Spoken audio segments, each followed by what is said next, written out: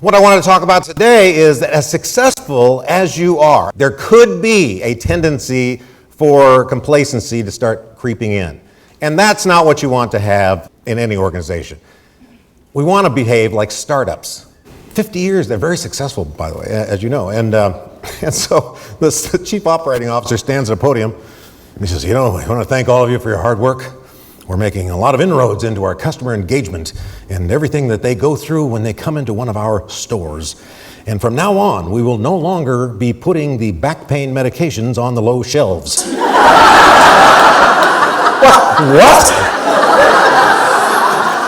For 50 years, you're making these people go, hey, I got it. Hang on, I got it.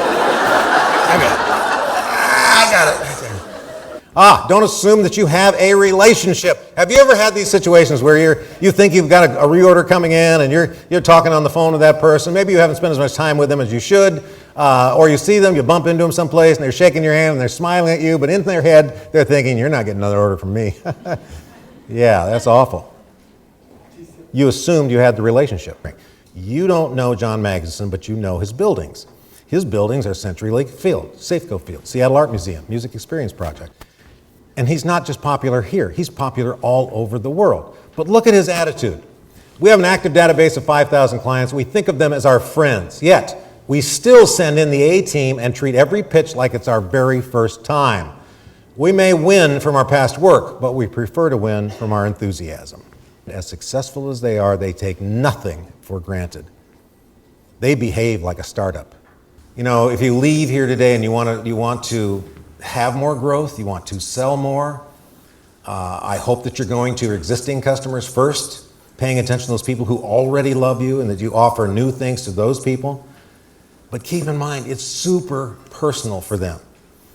I'll give you a good example of something that's personal that was thought up by a housekeeper. I went to this beautiful resort for a speech, the Fairmont Mayakoba in Cancun. When I check in, go to sleep, when I wake up the next day, I'm going to get in the shower, and I look at my little bottles of bath products. Look what it's in there. It's got my name on it. The shampoo and the lotion has my name on it. I came home from that trip with greasy hair because I didn't want to use it.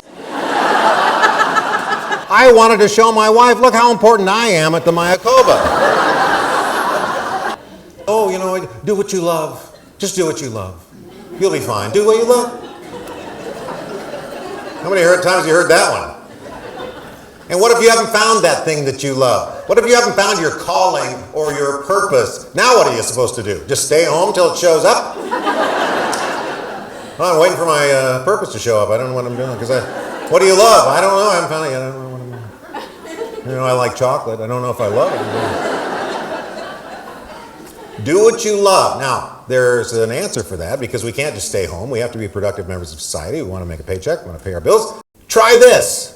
What can you love? What is it that you do and the way you do it with the people that you do it with that you can love? Here are 3 examples. I've met Joy, and she was the founder of the Miracle Mop and the Huggable Hangers. Enzo Ferrari, beautiful automobiles, but he wanted to be a racer. He didn't want to build cars for other people to drive. Dale Chihuly, he loved going to school. He loved learning about glass. But if you go to a studio, there are 30 other people blowing that glass. But how come they were so successful? Because they found something they could love.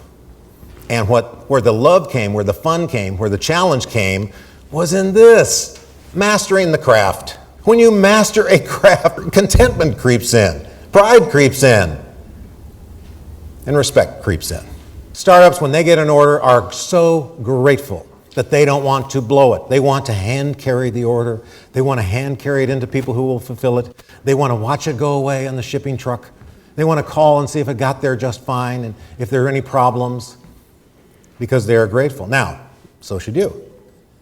What's the most important moment? Now, this is something we discovered in our research, but I should have known this. There is a very critical moment in every transaction. It's the final moment. It creates the social memory for people. It's this cognitive thing that happens where that's the only thing you remember. And I should have known that because in broadcasting, we have the final moment at every broadcast. Bad news every night, you know that. But we always have the kicker story. The kicker story is what you close the broadcast with. And you've heard this a million times. Looks like ISIS has captured another British journalist. His fate is still undecided. In China, there's an earthquake. 6,000 people are without power. We fear that 200 people are dead.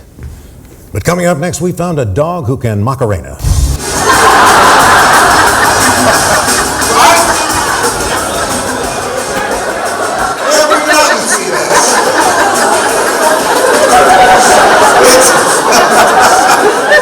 It's intentional. It's purely intentional because the final moment has so much importance attached to it. We don't want you to hate us for the news. We want you to have a nice time as you leave. Thank you very, very much. Your time, thank you. Thank you very much.